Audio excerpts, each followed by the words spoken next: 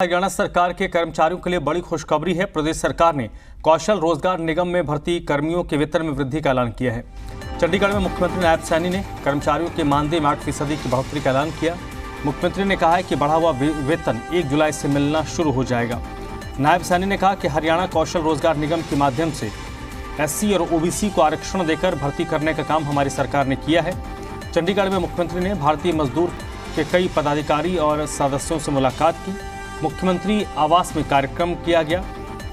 मुख्यमंत्री ने कहा कि प्रदेश में ठेकेदारी प्रथा बंद हुई है और कर्मचारियों को सीधा वेतन मिलने लगा।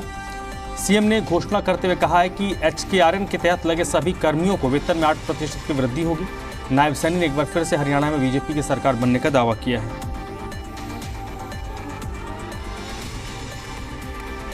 8% की बढ़ोतरी हरियाणा कौशल रोजगार निगम के जो हमारे कर्मचारी हैं, लगभग हरियाणा प्रदेश के अंदर जो लेवल 1 और लेवल 2, लेवल 3 के कर्मचारी हैं, 1,19,861 ऐसे कर्मचारी हैं जिनको आज जो उनका मिनिमम पे स्केल है उसके माध्यम से 8% की बढ़ोतरी की गई है। और हमारे जो कौशल रोजगार के सभी भाई बहन हैं उनको आज इसका बड़ा लाभ मिलेगा और 1 तारीख से 1 जुलाई से ये इफेक्टेड होगा। जो 1 जुलाई ये आई है, इससे उनको इसके अंदर लाभ मिलना शुरू हो जाएगा। और सीधे रुख करते हैं विजय राणा इस वक्त मेरे साथ जुड़ चुके हैं। विजय, आज जो ऐलान मुख्यमंत्री की तरफ से किया गया है उससे एक बड़े तबके को फायदा होगा, राहत होगी?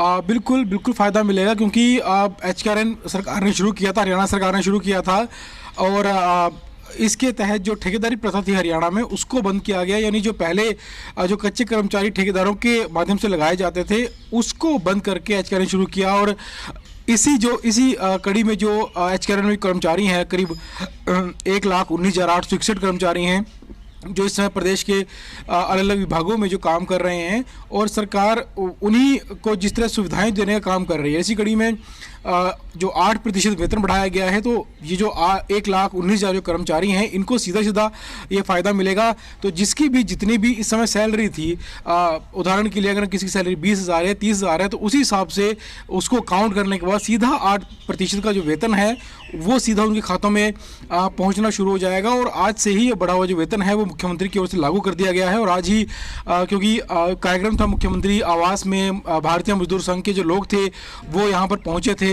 मुख्यमंत्री से मिलने के लिए और सैकड़ों की संख्या में जो कर्मचारी थे जो इस संघ के सदस्य थे वो यहाँ पर पहुँचे थे। और मुख्यमंत्री ने उन लोगों को जब संबोधित कर रहे थे तो संबोधित करते समय ही ये घोषणा उन्होंने कर दी थी कि उनके वेतन में बढ़ोतरी सरकार की ओर से की जा रही है और 8% का वेतन उन्हें बढ़ाया गया है। साथ ही साथ मुख्यमंत्री ने ये भी कहा कि HKRN जहां एक तरफ युवाओं को नौकरियां दे रहा है, उनकी सैलरी बढ़ाई जा रही है, वहीं दूसरी तरफ जिस तरह से पहले ठेकेदारों के थ्रू जो नौकरियां लगती थी तो उन्हें वेतन बहुत कम होता था और जहां तक जो वेतन मिलना होता था कर्मचारियों को उसमें से कुछ हिस्सा ठेकेदार काट कर अपने पास रख लेते थे, लेकिन नौकरी जाने के डर से कर्मचारी कुछ कह नहीं पाता था और उसे कम वेतन में काम करना पड़ता था। इसके अलावा जो ECI है, जो स्वास्थ्य की जो सुविधाएं मिलती हैं या जो PF की सुविधाएं मिलती हैं वो उन कर्मचारियों को नहीं मिलती थी। लेकिन अब क्योंकि सरकार के माध्यम से, HKRN के माध्यम से युवा जो है नौकरी हासिल कर रहे हैं तो उन्हें जो मिनिमम वेज है सरकार द्वारा तय किया गया है वो तो मिल ही रहा है। साथ ही साथ जो स्वास्थ्य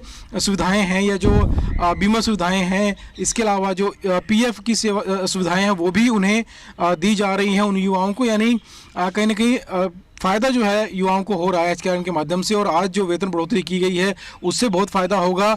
8% की एक अच्छी खासी बढ़ोतरी, हम कह सकते हैं कि 8% की बढ़ोतरी की गई है जिससे सैलरी युवाओं की जो नौकरी कर रहे हैं उनकी बढ़ जाएगी। क्योंकि इससे पहले जब ठेकेदारी प्रथा जारी थी तो वो सैलरी बढ़ने की उम्मीद जो लोग थे, कर्मचारी, वो नहीं कर सकते थे क्योंकि जो उनकी सैलरी तय थी वो भी उन्हें पूरी सैलरी उस समय नहीं मिलती थी।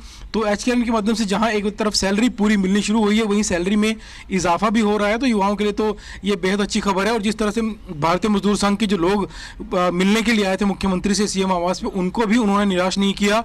और CM ने खुद अपने संबोधन में कहा कि वेतन संबंधी जो मांगे थी वो जो कर्मचारी नेता हैं वो उन्हें देना चाहते थे, लेकिन उन्होंने मांगे लेने से इनकार कर दिया और कहा कि मैं बिना मांगे लिए ही आपकी मांगों को पूरा करूंगा। और पहली मांग जो वेतन बढ़ोतरी की है ये मैं बिना मांग पत्र सौंपे ही, बिना मांग पत्र लिए ही मैं इस मांग को पूरा करने जा रहा हूं। और 8% वेतन की जो वृद्धि है वो आज से 1 जुलाई से वो प्रदेश में लागू हो जाएगी। जी, और ये महत्वपूर्ण इसलिए भी विजय हो जाता है कि आपने कहा कि इससे लाखों लोगों को प्रत्यक्ष तौर पर और अप्रत्यक्ष तौर पर उससे बड़ी संख्या में लोगों को लाभ होगा। HKRN एक ऐसा महकमा है जो हमेशा से विपक्ष के निशाने पर रहा है, तो चुनावों से पहले अगर उनके कर्मियों को सरकार लाभान्वित करती है और एक पॉजिटिव मैसेज कन्वे होता है कि जो सरकार का ध्येय था HKRN का गठन करके ठेकेदारों के चंगुल से कर्मियों को बचाना, तो ये सरकारी पक्ष के लिए, बीजेपी के लिए एक बेनिफिशियल हो सकता है अगर ये अच्छा मैसेज कन्वे होता है उन लाखों लोगों के बीच। देखिए, जब पूर्व में मनोहर लाल मुख्यमंत्री थे, जब ये HKRN की शुरुआत की गई थी हरियाणा की भाजपा सरकार की ओर से, उस समय से विपक्ष के निशाने पर ये योजना ज़रूर रही है। लेकिन इसमें एक बात देखने वाली है कि इस योजना के माध्यम से आज 1,19,000 लोग प्रदेश के काम कर रहे हैं, उन्हें रोजगार मिला है। तो ऐसे में उन्हें पूरी सैलरी दी जा रही है, जो बाकी सुविधाएं कर्मचारियों को मिलती हैं वो भी दी जा रही हैं। और HKRN एक ऐसी योजना है जिसमें ना सिर्फ सरकारी विभागों के जो खाली पद होते हैं उनको भरा जाता है ज़रूरत के हिसाब से, बल्कि जो प्राइवेट कंपनियां हैं वो भी HKRN के माध्यम से कर्मचारियों को नौकरी दे रही हैं। तो सीधा सीधा युवाओं को फ़ायदा हो रहा है और सरकारी विभागों में काम करने वाले जो युवा हैं उनको सरकार सीधे तौर पर जो सैलरी है वो दे रही है। विपक्ष की जहाँ तक आरोपों की बात है तो विपक्ष इसमें आरोप लगाता है कि इसके अंदर आरक्षण नहीं है या भर्ती के जो नियम है वो साफ नहीं है, पारदर्शिता नहीं है।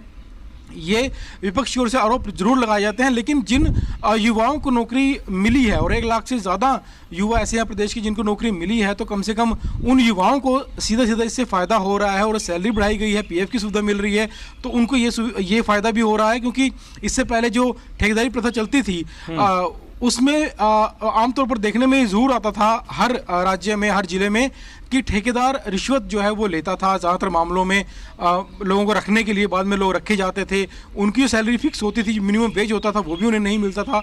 और जो बाकी सुविधाएं हैं, PF वगैरह की सुविधाएं हैं, वो भी उन्हें नहीं मिल पाती थी। तो कम से कम HKRN के माध्यम से वो सारी सुविधाएं जो हैं अब युवाओं को मिल रही हैं। और जो विपक्ष आरोप लगाता है कि पारदर्शिता नहीं है, हालांकि विपक्ष चाहे तो उन आरोपों को सिद्ध कर सकता है किस तरीके से, वो किस आधार पर विपक्ष कह रहा है कि इसमें पारदर्शिता नहीं है। क्योंकि ऑनलाइन माध्यम से HKRN की सारी भर्तियां जो होती हैं और ऑनलाइन माध्यम से ही सारे जो रिज्यूमे हैं या डॉक्यूमेंट्स हैं, सर्टिफिकेट्स हैं, वो अपलोड किए जाते हैं और उसके बाद उन युवाओं की भर्ती वहां पर की जाती है। तो विपक्ष जो है वो, हालांकि सरकार जो भी योजना शुरू करती है, राजनीति ज़रूर उसके ऊपर होती है, विपक्ष राजनीति ज़रूर करता है, लेकिन फिलहाल अगर हम एक आम नागरिक के तौर पर सोचें तो उसके अंदर जो है वो 1 लाख से ज़्यादा युवाओं को रोजगार इस योजना के माध्यम से मिला है। सरकारी विभागों में काम कर रहे हैं लोग, प्राइवेट कंपनियों में काम कर रहे हैं, तो कम से कम रोजगार जरूर मिला है। जी।